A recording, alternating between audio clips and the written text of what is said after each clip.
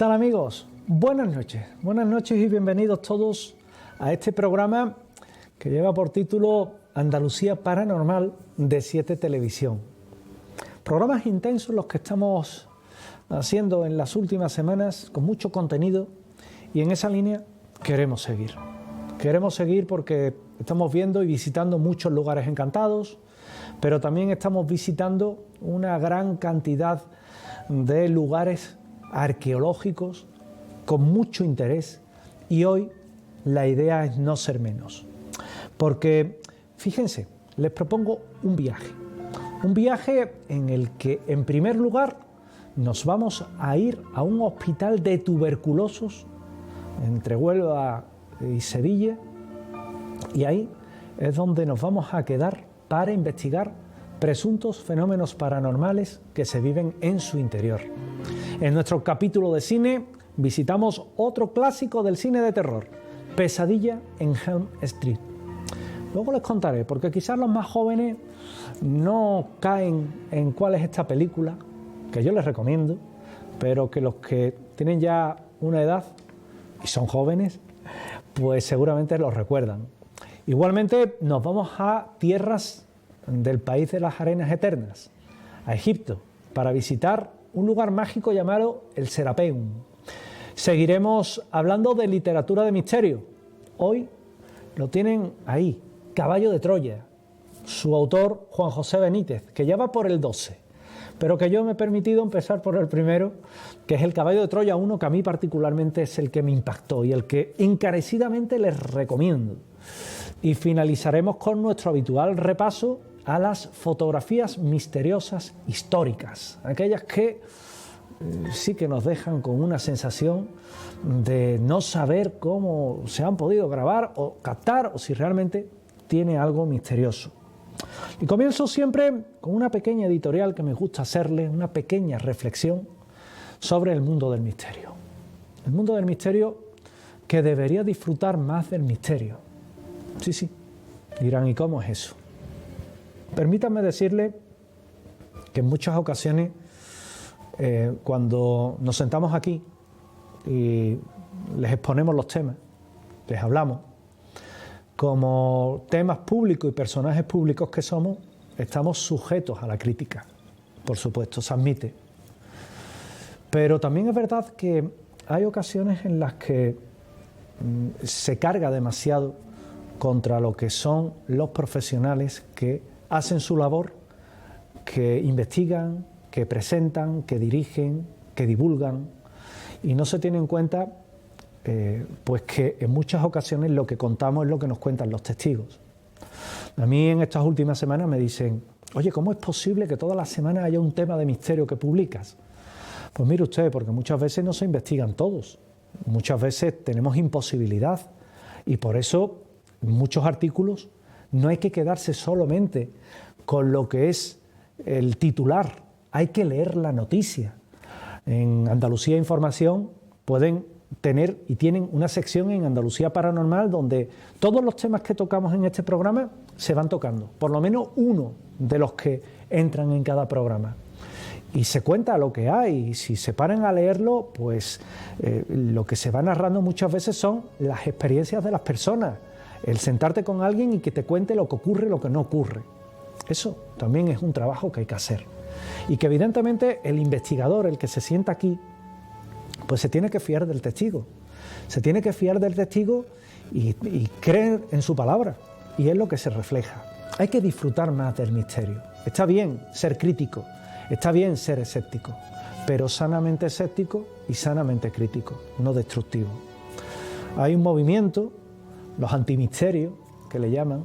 Curiosamente, el que creó ese término es el principal detractor de todo lo que son los fenómenos paranormales, y que hoy día va vestido con la túnica del misterio, fíjense, y que no es ningún personaje conocido, ni mucho menos.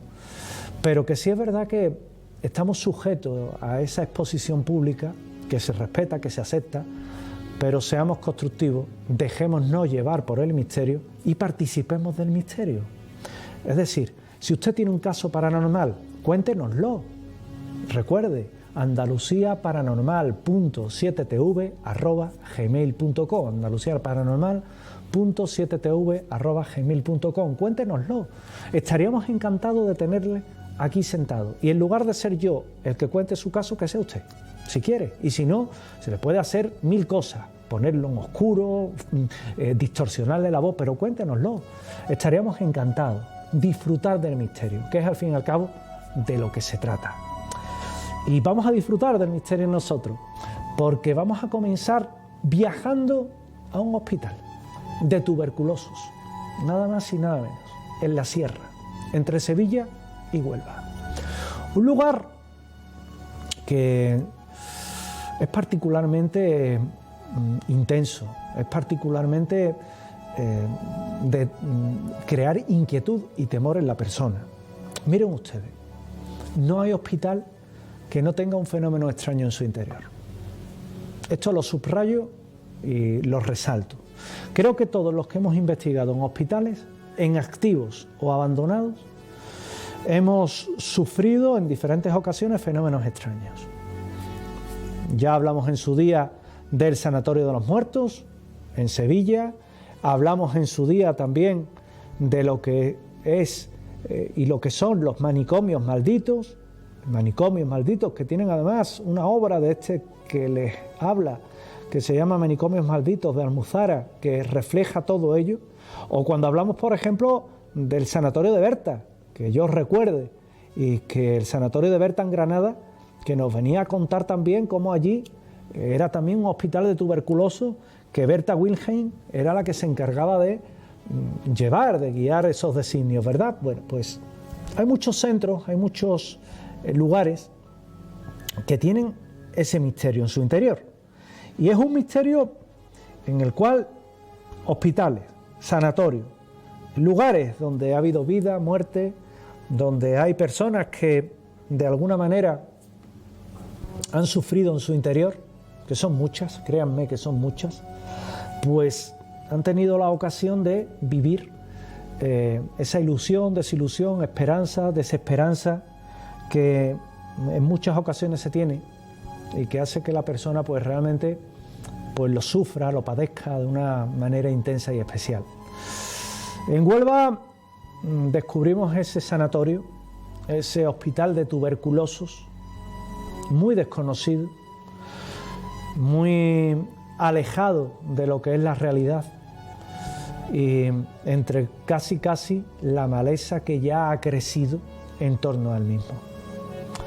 Y nosotros pues nos atrevimos a ir hacia allá, nos atrevimos a atacar a ese sitio, y como pueden ver, pues un lugar que está medianamente o es medianamente correcto, que aún tiene lo que son sus muros y no hay escombros por el suelo, es decir, prácticamente está inmaculado, que es muy importante, en el que se puede estar, en el que se puede investigar y en el que nos habían dicho que ocurrían fenómenos extraños, que ocurrían hechos extraños, y hasta allí pues nos desplazamos con los compañeros de Activity Ghost. Hasta allí llevamos todo nuestro material, todo nuestro equipo, mucho frío. Estos lugares, desde luego, son lugares donde están en plena sierra. Los hospitales para tuberculosos se solían colocar en puntos que estaban muy alejados, estaban en zona de sierra. Se decía, no, es para el aire de la sierra que te va a sentar bien. Efectivamente, una de las causas era esa. Otra de las causas era que se constituían como una especie de gueto. Es decir, alejabas a la persona que tenía tuberculosis porque, entre otras cosas, se creía que era una enfermedad contagiosa y, por tanto, había que tratar de excluir a la persona de lo que era un posible contagio con un núcleo poblacional, y se les mandaba a estos lugares. Ya con el paso del tiempo y con la aparición de la penicilina, pues en el siglo XX, en las primeras décadas del siglo XX, pues hace que se vaya tomando otra conciencia, incluso que haya una cura, y estos lugares van quedando en desuso. Quedan tan en desuso que, fíjense, pasan a ser sanatorios mentales, manicomios, en los que nuevamente la enfermedad se convierte en un apartado exclusorio para la persona. Vaya por Dios. ¿Qué les quiero decir? O muchos dirán, ¿qué me quiere decir? Bueno, pues que realmente la persona que había perdido la cordura era trasladada a este punto, en unos casos porque era un comportamiento agresivo, y aquí se suponía que le iban a dar un tratamiento adecuado, en otros casos porque la persona pues era incómoda, y digo bien, incómoda para su familia, y preferían quitarse el peso de encima o el problema de encima y llevarlo a una institución de este tipo, que no en todas las ocasiones le procuraban el mejor tratamiento. Y fíjense que estos lugares quedan impregnados. Muchos de ellos han estado en activo, como este lugar, hasta más allá de la década de los 70, incluso hasta bien entrado los 80. Lugares donde, como se pueden imaginar, la presencia de la vida y de la muerte está presente, porque en los manicomios, en los sanatorios de tuberculosos moría gente, o se hacían prácticas que eran poco recomendables, como por ejemplo terapias de electroshock, se hacían también todo lo que eran terapias de baños fríos, baños de impresión. Eran, permítanme la expresión, como una pequeña tortura o como una gran tortura. Y por eso, pues este lugar que era olvidado, es lo que suele ocurrir, que estos lugares quedan olvidados y que luego alguien los descubre con el paso del tiempo, normalmente senderistas, normalmente personas que hacen urbex, que es visitas respetuosas a lugares que no quedan marcados, pero que se empiezan a popularizar, y llega el momento en el que un buen día un senderista entra en uno de esos sitios y comienzan los problemas. Una voz, una sombra, ruidos extraños, se busca ayuda, se busca a los investigadores, y en este caso son los miembros de Activity Ghost los que llegan a ese lugar. Yo he de decir que, evidentemente, por la afinidad y la amistad que tengo con ellos, y también el trabajo que hemos realizado juntos en muchas otras ocasiones, así como muchas investigaciones que solemos llevar a cabo juntos, pues ellos me hacen partícipe de la misma y me dicen, oye, pues realmente aquí en este lugar la verdad es que nos vamos a encontrar con algo que dicen que es paranormal, y oye, José, merece la pena ser investigado. Oye, pues mira, vamos a ponernos a ello, vamos a investigarlo, a ver qué ocurre. Y ellos hacen una primera visita y van con sus herramientas que compartimos, y es curioso porque con la máquina, con esa máquina que ven en pantalla, que ya es una habitual en este programa de hoy y en estos programas que estamos haciendo, esa Spirit, la Spirit Radio, pues empiezan a captar esos sonidos extraños que en primer lugar piden ayuda. Luego hay algo que es particularmente aterrador, por lo menos yo lo entiendo como algo aterrador, que son gritos que se escuchan y que uno realmente, bueno, pues se queda impresionado, aterrado, porque no logra saber qué es lo que quieren. En muchas ocasiones registramos sonidos, voces extrañas, y sin embargo no sabemos qué es lo que nos quieren indicar, y créanme que puede ser bastante perturbador, puede ser bastante inquietante, y hay situaciones que a uno le ponen los pelos de punta, porque escuchar a través de una de estas máquinas voces que te piden ayuda y voces que no hacen más que reflejar el miedo que pudieron haber sentido esas personas en su interior, hacen que realmente a uno pues le dé ese pellizco, que es el pellizco de la inquietud, como yo la llamo en muchas ocasiones. En otras, bueno, pues se empiezan a captar voces que también nos preguntan a nosotros, ¿qué hacéis aquí?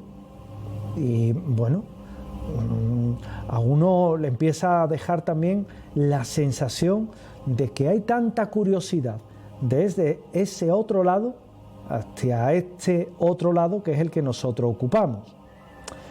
Y fíjense que hay también hechos que son desconcertantes y hechos que nos llaman la atención. Estando en este mismo punto, con esas voces ya psicofónicas que se estaban registrando a través de lo que son pues esos aparatos, que hay que decir que quizás por inmediatez la Spirit Radio y la Spirit Box son las que antes nos dan un resultado. Sí es verdad que también tenemos pues diferentes hechos que son registrados incluso en las cámaras de vídeos que con el sonido activado pues evidentemente registran ese sonido del más allá, y que es paradigmático porque en la primera visita que se hace al lugar surge una voz femenina que simplemente nos dice: quiero ver a mi hija. Y otra voz contesta y le dice: tu hija te ha olvidado. Y otra voz surge y le dice: ¿por qué crees que estás aquí? El investigador lo que hace es asistir anonadado a lo que tres máquinas diferentes están como hablando entre sí. Y créanme que esto no es la primera vez que ocurre. Evidentemente, como antes decía en la editorial, es fácil criticar, es fácil decir: sí, hombre, pues miren ustedes, cuando lo ven, cuando hay personas, yo tengo muchos testigos que han vivido esto mismo, se dan cuenta que es real. Y que hoy día el paradigma de la investigación paranormal del siglo XXI ha cambiado con respecto a la del siglo XX. Utilizamos otras máquinas, hay una mayor interactuación, entramos un poco más en ese terreno de lo imposible y en ese terreno de lo paranormal, e indudablemente, inexcusablemente, nos metemos en todo lo que es esa capacidad que tiene el ser humano hoy con su tecnología de poder captar con una mayor facilidad, casi online, esas voces del otro lado.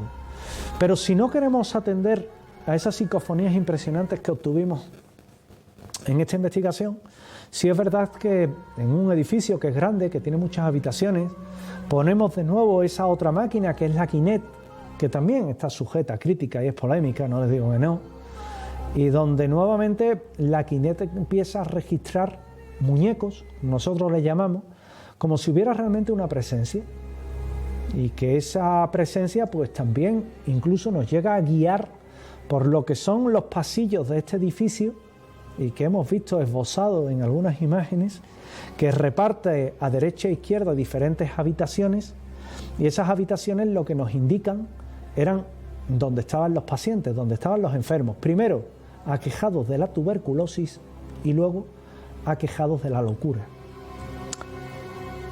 Es curioso también cómo se puede manifestar lo extraño, cómo se pueden manifestar los hechos imposibles. Hay una experiencia que tiene una compañera llamada Sandra, y ella, estando divididos por equipos, no demasiados, porque no es un sitio tampoco donde puedan acudir mucha gente a una investigación, es decir, 6 personas como mucho ya va bien, y estando 2 personas grabando en el suelo de una habitación, sentadas en el suelo, dejan la grabadora en el suelo, empiezan a hacer una ronda de preguntas. Para hacer bien una sesión de psicofonías, lo ideal es hacer una pregunta, estar 3-4 minutos en silencio y volver a preguntar para volver a repetir el proceso, otros 3-4 minutos, otra pregunta.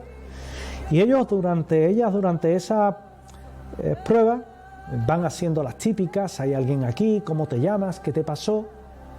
Y en una de ellas sienten pisadas tras de ellas y cómo algo golpea a la grabadora, que sale disparada contra una pared y que queda pues evidentemente maltrecha, se le abre la tapadera, se le cae la pila, luego no arrancaba, y de hecho la grabadora desde ese momento pues no funcionó bien en este edificio. Luego ya el comportamiento más o menos ha sido adecuado.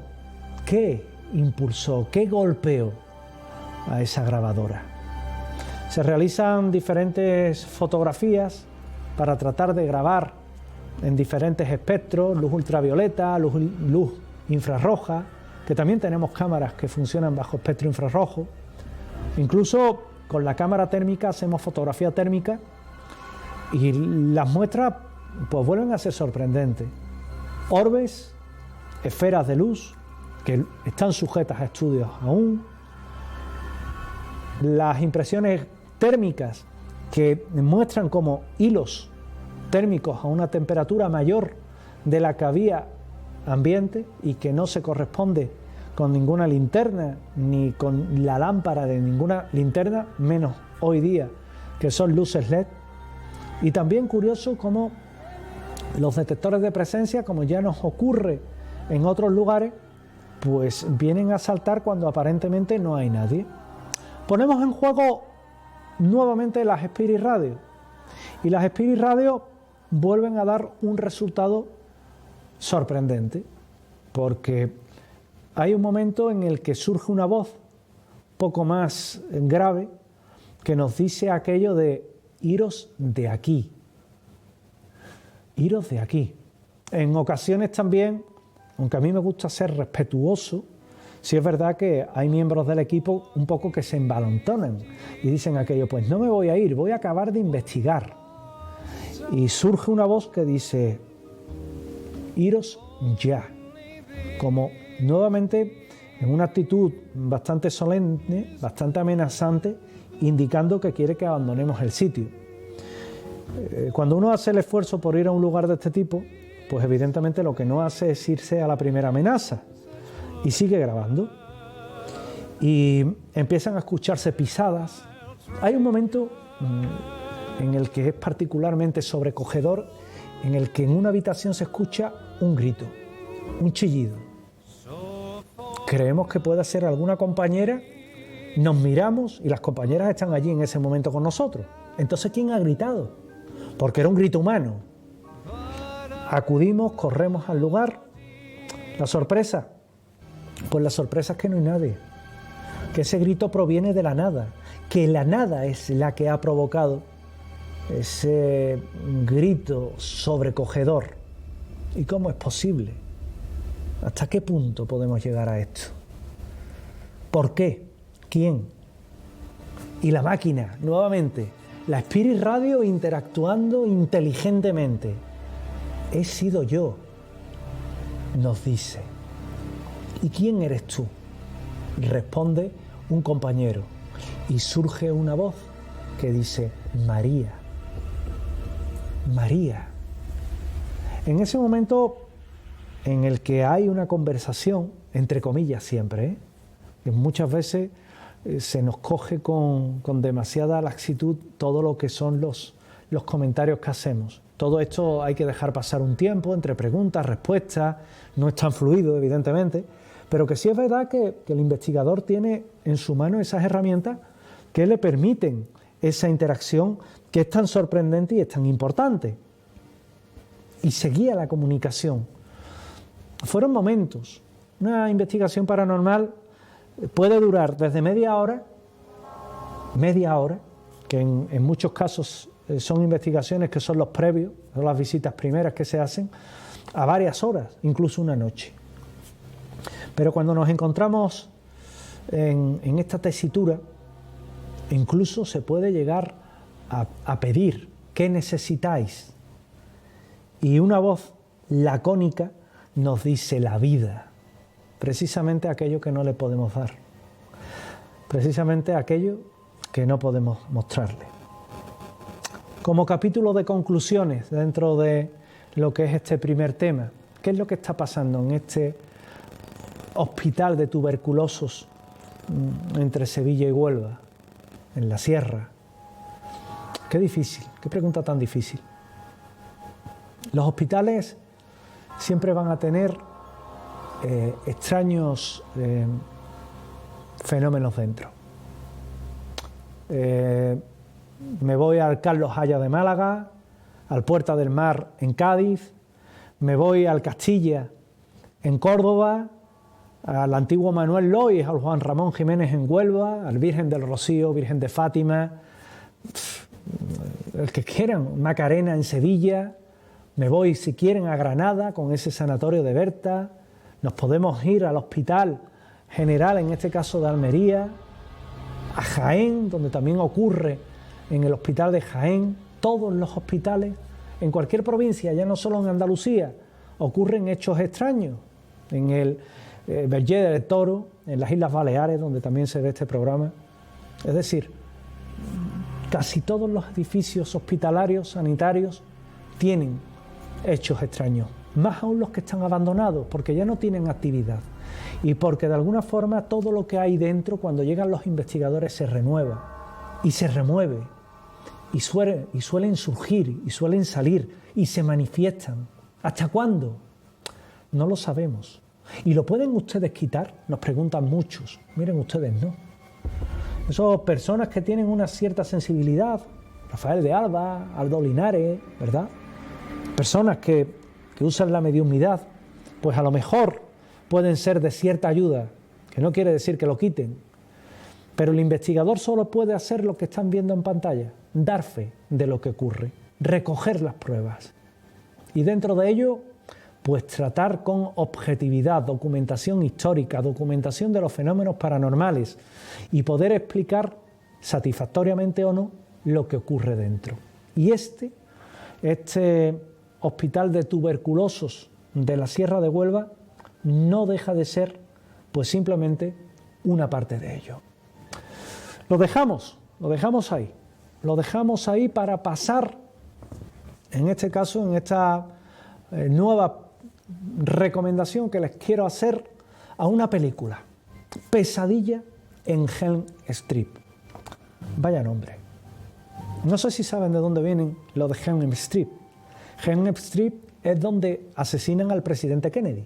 Por tanto, Pesadilla en Elm Street pues tiene también su simbología oculta y su guiño a un acontecimiento histórico como fue precisamente el asesinato de de John Fitzgerald Kennedy. Nos encontramos ante una película que causa furor en la década de los 80 y en la que, viene a recrearse cómo dentro de los sueños la persona puede tener pesadillas que se hagan realidad. Y vienen de la mano de un individuo que se llamaba Freddy Krueger, que hace historia por un chaleco, un jersey como de rayas, negras y rojas, la cara quemada y unos extraños guantes que son ni más ni menos que navajas. Cada dedo, navajas. La persona que entra en el mundo de los sueños, por cierto, magnífica la interpretación de Robert Englund, que lo recordarán ustedes porque también participó en la serie V, pues aquí nos vamos a encontrar con una película del año 1984, que fue todo un paradigma del terror y del psicópata, porque son la historia de adolescentes que tienen sueños en un lugar marcado por la tragedia y que en los sueños la persona que tiene los mismos pues acaba muriendo. Cuando la persona muere, muere también en la realidad. Y a partir de ahí, la trama se pueden imaginar que discurre por diferentes caminos. Al final, tiene sus secuelas, tiene diferentes partes, tiene diferentes explicaciones y hacen que Pesadilla en Elm Street sea una de esas películas recomendables donde la persona en el sueño pues puede llegar incluso a la muerte, nada más y nada menos. Si tienen la oportunidad de encontrarla, si tienen la oportunidad de, por los muchos canales temáticos que existen, disfrutar de ella, háganlo porque merece la pena. Incluso dentro del cine que ofrecemos en televisión pueden haber ese cine clásico que es tan interesante. Por cierto, Pesadilla en Elm Street, que supuso el debut cinematográfico de un actor de la talla como Johnny Depp, que luego sería conocido por otras muchas películas, pero entre otras por la saga de Piratas del Caribe. Pesadilla en Elm Street, que al fin y al cabo se convirtió en un clásico del cine de terror, donde Freddy Krueger es ya parte de ese cine de terror y donde también hay que decir que hoy día es uno de esos recurrentes monstruos que se asustan o que se utilizan para asustar dentro del capítulo del hombre del coco, el hombre del saco, y que son los asustadores profesionales. El mundo de los sueños y de las pesadillas que se hacen realidad. Vamos a hacer una pequeña pausa en nuestro programa, mínima, para llevarles de viaje. Hagan la maleta y dispónganse a viajar conmigo a las tierras del lejano Egipto para visitar un lugar mágico como es el Serapeum.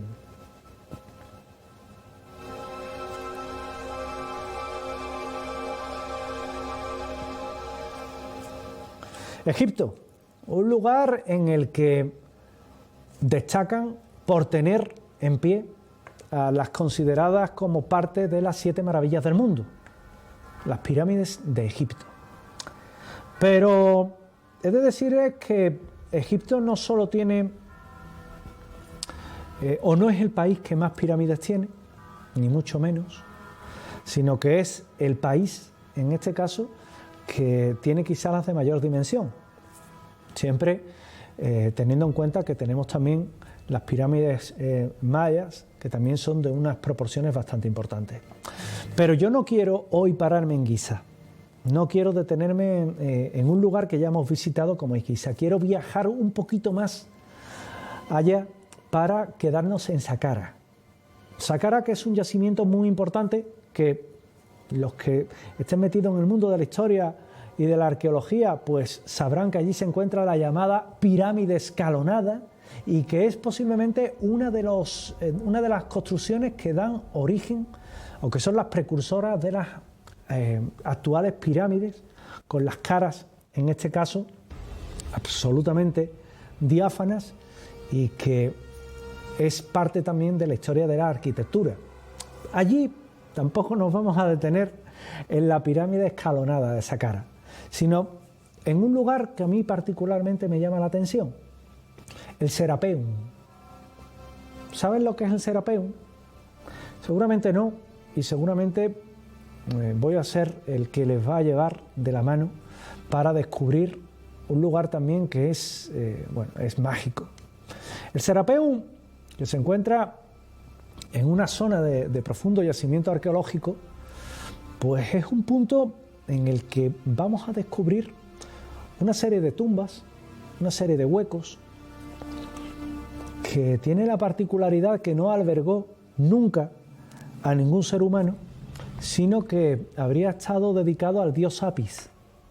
Al dios Apis, y el dios Apis, que era un buey.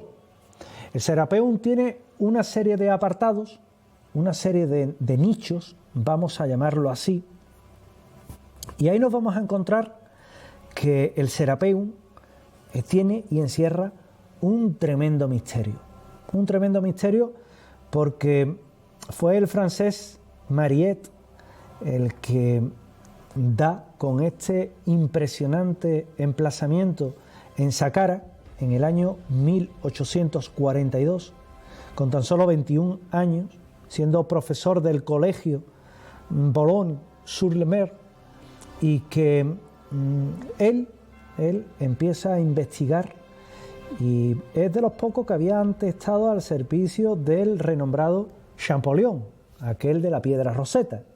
Bueno, pues él se encarga de recrear todo lo que es la investigación en Saqqara, y es curioso porque el 27 de octubre de 1850, un golpe de suerte hace que Mariette dé precisamente con un lugar que sobresalía de una duna y que era la cabeza de una estatua, muy similar a la que había visto en el Zoco del Cairo, en Alejandría, y vino a ver y a recordar el pasaje de Estrabón, el geógrafo, en el que hablaba del Serapeo de Menfis, un lugar en el que habían sido enterrados los bueyes sagrados de Apis. Y ahí es donde nos encontramos también con estas esfinges. ¿Por qué llama la atención? Bueno, pues primero llama la atención porque el Serapeum Es un lugar en el que hay unos bloques, unos monolitos que tienen tal peso, tienen tal tamaño, que pocos son capaces de mover. El Serapeum de Saqqara está compuesto por dos tipos de enterramientos. Hay enterramientos menores, algunos de la época de Ramsés, allá hacia el año 1275 a.C., y en unas condiciones que dejan bastantes que desear. Pero en la parte superior se encuentran unos enterramientos mayores, que son unos grandes nichos que ven en pantalla y que es la zona por la que hoy se hace esta visita que estamos realizando. Esas cámaras están talladas en la roca viva de la meseta. Se rebajó del suelo para dar entrada a grandes ataúdes que fueron colocados a partir de la dinastía 26, allá por el siglo VII a.C. Y es curioso porque las medidas de cada uno de ellos son de 3,80 metros de largo, por 2,40 metros de ancho, por 2,85 metros de altura, con la tapa incluida. Y que son auténticas cajas fuertes si tenemos en cuenta que son de 45 centímetros de espesor. Y todo ello pues en granito y basalto para alcanzar 40 toneladas de peso cada una de ellas, a lo que hay que añadir la tapa y por supuesto el peso de lo que llevará dentro. ¿Dónde está lo insólito? Lo insólito primero es que no se ha encontrado ningún buey momificado en su interior. Bueno, vamos a ver, si estamos en el Serapeum, que estaba en honor al dios Apis, lo normal es que haya dentro algún cuerpo. No hay cuerpo. Lo segundo, ¿cómo se las ingeniaron para llevar elementos de tantísimo peso hasta este lugar? Lo peor, hay una parte del interior en el que el propio ataúd, el propio sarcófago, no cabe en el hueco. Luego tuvo que estar puesto, se debió de depositar allí antes de construir el Serapeum, o en su defecto usar una técnica de construcción, una técnica de trabajo del granito y del basalto que hoy día, permítanme decirle que no tenemos. Un saber perdido. Y muchos de esos ataúdes, cuando se cerraban, se quedaban al vacío. ¿Y cómo es posible que un ataúd se le haga al vacío? Bueno, pues en el Serapeum se queda todo y se pone todo de manifiesto. Ni un solo cuerpo de un solo animal ha sido encontrado en unos nichos tan grandes. Y ahí, claro está, pues surge la hipótesis de los gigantes. La hipótesis de aquellos que abogan por la línea de los aliens ancestrales que dicen, oye, ¿y si en lugar de haber contenido a lo que son bueyes o bueyes, hubieran tenido a extraterrestres, a los gigantes? Esto muy en la línea, les reitero, de los aliens ancestrales, que no quiere decir que sea la mía, curándome en salud. Bueno, pues solamente se han encontrado tumbas en Saqqara de bueyes y bueno, el propio Serapeum no deja de ser insólito. La construcción de estas tumbas individuales pues son realmente impresionantes y nos recuerda a lo que sería el Serapeum de Memphis. Algunos egiptólogos, dejando al lado los problemas técnicos que vuelven todo lo que es el trabajo de granito, porque es que hay que tallar perfectamente como si fuera un elemento pulido el granito con herramientas que no estaban preparadas para eso. En cada cincelada, imagínense, tuvieran que tirar el cincel de cobre o volverlo a afilar y otra cincelada. ¿Cuánto hubieran necesitado? Es decir, parece ilógico. Estas tumbas individuales, vamos a llamarlo de bueyes, estaban y fueron excavadas por Mariette a mediados del siglo pasado cerca de la ubicación del actual Serapeum. Contenían además un gigantesco sarcófago realizado en madera, en cuyo interior, pues esta vez antropomorfo, guardaba una tabla rectangular de resina y huesos de buey. Huesos de bueyes que había y que quizás era lo poco, pero que tampoco podía indicarnos que fueran realmente lo que ocupaba la totalidad de estos sarcófagos. Aunque hemos de alinearnos con la historia heteroortodoxa, dejando la heterodoxa a un lado y creer que efectivamente tuvo este fin. Bueno, pues aquí nos vamos a encontrar también que había restos de cenizas en varios vasos de cámaras continuas y se cree que los sacerdotes trataban lo que era el cuerpo del buey una vez que éste había fallecido y estaba allí. Hay muchas referencias en torno al Serapeum. Por ejemplo, Pausanias, el autor griego, pues ya nos habla de ello en su descripción de Grecia, del templo más importante en Egipto, que es en Alejandría, y el más antiguo, que es el de Menfis, al igual que los extraños y los sacerdotes que tienen entradas hasta el entierro del buey Apis, que lo decía Pausanias. No es que yo hable de una forma extraña, sino que era la traducción del texto. Y aquí nos vamos a encontrar que también se realizaban extraños cultos iniciáticos, mistéricos, y que en un lugar tan arenoso, tan inhóspito, pues nos podamos encontrar con un templo de estas características, nos deja desde luego boquiabiertos. Algunas esfinges que fueron desenterradas y otras que evidentemente están más deterioradas. Pero también se ha considerado que Saqqara es el primer cementerio del imperio egipcio. Allí, como les he comentado, se yergue la pirámide escalonada o también llamada pirámide de Zoser, una construcción que es un mito ya en la arquitectura, y se dice que fue obra de Imhotep, el sabio de la tercera dinastía, y que tuvo el gran honor de ser el arquitecto más conocido de la antigüedad. O igualmente estamos hablando evidentemente de aproximadamente el siglo XXVII a.C. Y es también curioso porque el faraón Zoser sería enterrado en un edificio que marcaría para siempre el Egipto faraónico, o al menos eso dicen, que serían las pirámides. Pero volvemos al misterio de Zoser, al misterio de este faraón que está enterrado allí y que en sus cercanías está estos sarcófagos que, como ven, perfectamente pulidos, en escuadra a 90 grados. ¿Cómo? Fíjense cómo la comprobación que se está haciendo en el vídeo es demoledora. A escuadra, perfectamente pulido,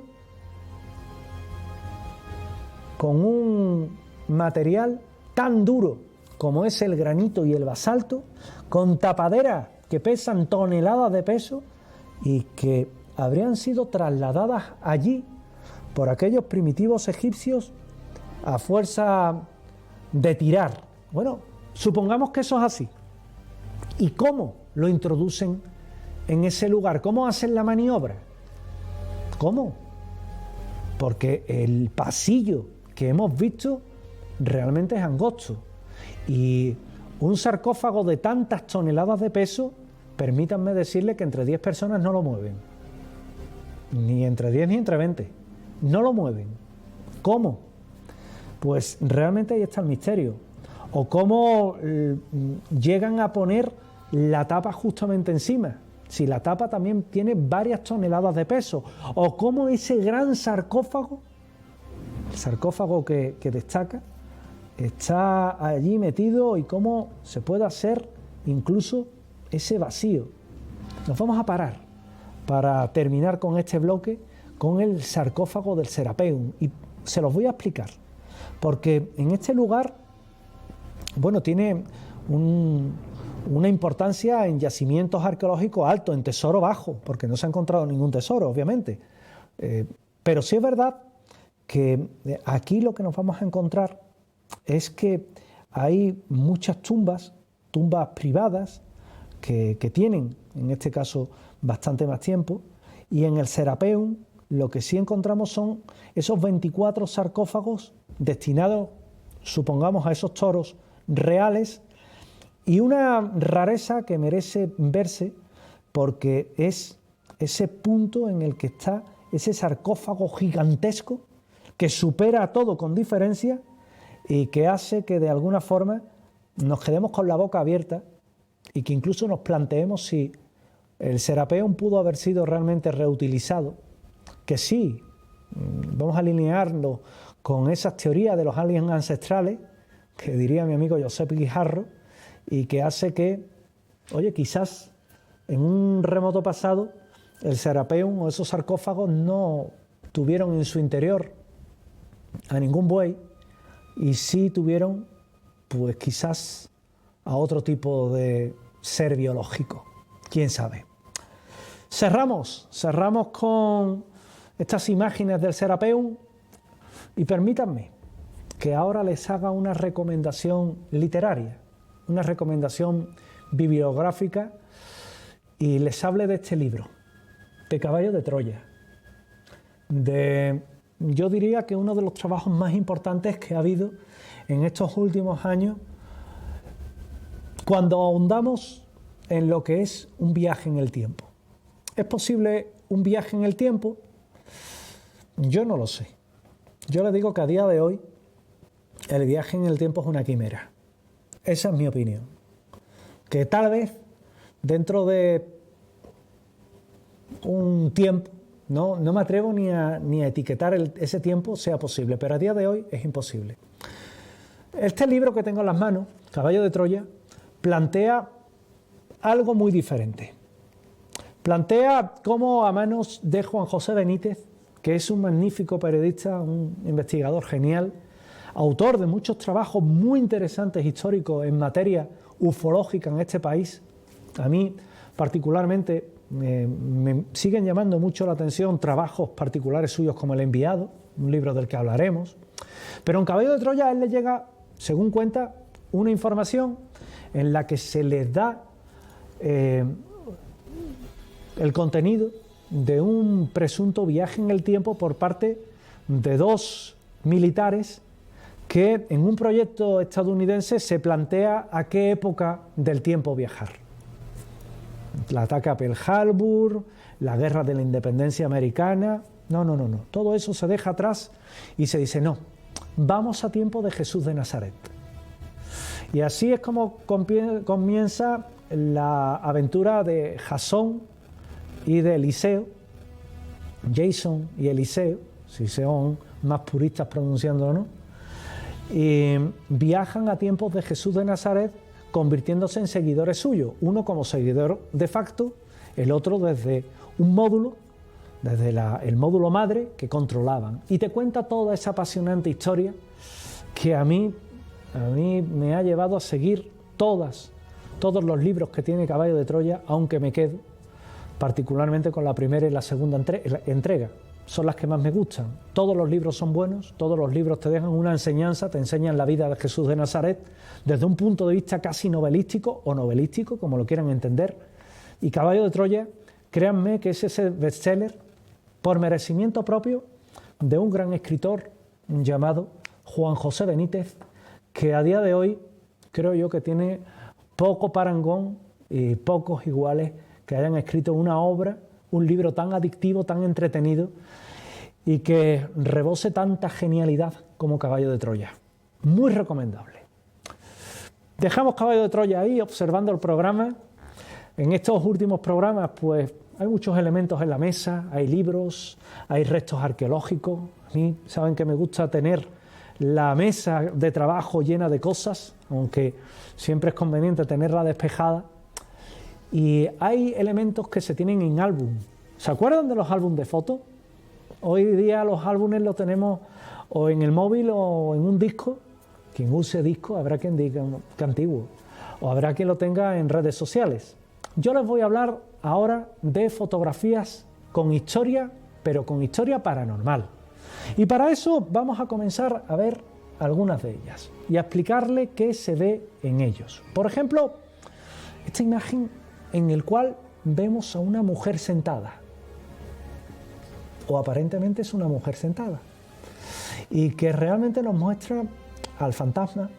En el momento de hacer esa fotografía, de tomar esa imagen, no había nadie, absolutamente nadie en ese banco. Y sin embargo, cuando se hace la fotografía, pues se encuentran con esa mujer que parece estar mirando a un punto indeterminado, parece estar perdida en el tiempo y que hasta cierto punto, sobre todo en la zona de las piernas, se le ve cierta translúcida, se puede ver a través de ella, y que indicaría su naturaleza sobrenatural, su naturaleza paranormal. Es una de esas imágenes que hoy es muy recurrente, sobre todo hay gente que hace montajes de fotos y usa este tipo de fotografías antiguas o le pone una ubicación en la que no es, y sin embargo hoy le queremos mostrar porque le dicen la dama del banco. Tiene muchos nombres indudablemente, pero la dama del banco, que es como le gustan llamarla, y que va a pasar a la historia como la fotografía paranormal que se captó, por una parte dicen que en un jardín, por otra parte indican que en el banco de un cementerio. Por la antigüedad de la imagen, pues evidentemente no seré yo quien me atreva a decir en qué años fue realizada. Dicen que en la década de los 40, década de los 50, yo no me atrevería a decirlo así, pero sí me atrevería a decir que en los análisis que se han hecho de esa imagen, sin tener el negativo obviamente, pues no hay ningún elemento que se encuentre de fraudulento en el mismo y que hoy sea una de las imágenes referencias que tenemos en el mundo del misterio. Pasamos a otra imagen, a otra fotografía. Esta es particularmente interesante porque fíjense en esta fábrica y en esa niña que aparece a la derecha de su imagen, que está mirando a la cámara y que tras ella un inmenso fogonazo en lo que parece un incendio.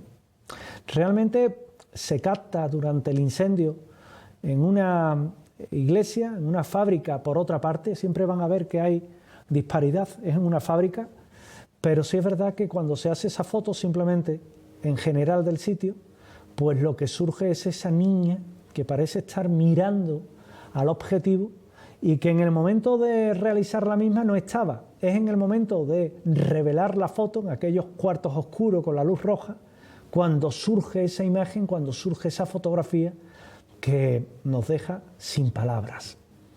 Pasamos a otra imagen, a otra fotografía extraña. Nuevamente fíjense, una iglesia. Una señora que está rezando, que por el peinado y por la postura, aunque no es la misma, recuerda a la primera que hemos visto y que es por lo que les he querido poner estas dos fotografías hoy. La persona está en una actitud de oración, lleva lo que parece un vestido o un peto de color amarillo, una camisa estampada, pero no quiero que se fijen en ella, sino en una especie de silueta luminosa, de forma luminosa que aparece justamente detrás y que sería un personaje que no estaba, que se habría colado precisamente en esa fotografía y que se correspondería precisamente con una supuesta entidad que se aparece en este lugar donde también hay enterramientos, donde también hay tumbas y que habría querido acompañar en esa oración a nuestra protagonista. La última imagen que les muestro hoy, que dirán, ¿qué tengo que mirar? Fíjense, una librería, mucha luz y en primer plano, a la izquierda de su imagen, una silla. En esa silla, un señor sentado al que solo se le ve medio cuerpo, la cabeza que parece reposar sobre el respaldo y un brazo que parece estar apoyado en el, valga la redundancia, el reposabrazos. No tiene piernas, es translúcido, está grabado en una mansión donde se decía que se aparecía el antiguo olor. El antiguo señor que al parecer no habría querido perderse esa cita con el fotógrafo y habría querido salir retratado en la misma. Curioso, ¿verdad? Pues era nuestra última imagen, nuestra última fotografía de este bloque de fotografías históricas que les muestro y que de alguna manera, bueno, pues no dejan de ser particularmente evocadoras, porque ya no hablo de fotografías actuales que también vamos a tener en este programa y vídeos, sus vídeos, sino fotografías que son parte de la historia del misterio, que tienen fotografías extrañas y les interesa mostrárnoslas. Mándennoslas por correo electrónico. Tienen un correo, andaluciaparanormal.7tv@gmail.com. se lo repito, andaluciaparanormal.7tv@gmail.com, y que de alguna forma vamos a ir recabando todas esas informaciones para que también a estas fotografías clásicas le van a poner o vengan a sucederle las suyas, las que usted nos quiera mostrar, y que nos va a enseñar también que estas fotografías se graban, se captan en pleno siglo XXI, como también los vídeos. Hasta aquí nuestro programa de hoy. Hasta aquí el programa de hoy de Andalucía Paranormal, de 7 Televisión. No olviden que tienen una cita la próxima semana con nosotros, en este mismo programa, que pueden seguir acompañándonos en la excelente programación que le ofrece esta casa, que también nos puede ver en la redifusión y, cómo no, nos puede seguir a través de nuestra página web, donde este programa estará disponible en abierto durante una semana, pero al que también se pueden suscribir y también pueden tener acceso a todos los programas que se han emitido de Andalucía Paranormal. Por mi parte, cerramos la página de este libro, cerramos la página de Andalucía Paranormal, emplazándoles a una nueva cita la próxima semana, aquí en su casa, en 7 Televisión. Hasta entonces, sean felices. Les espero. Gracias.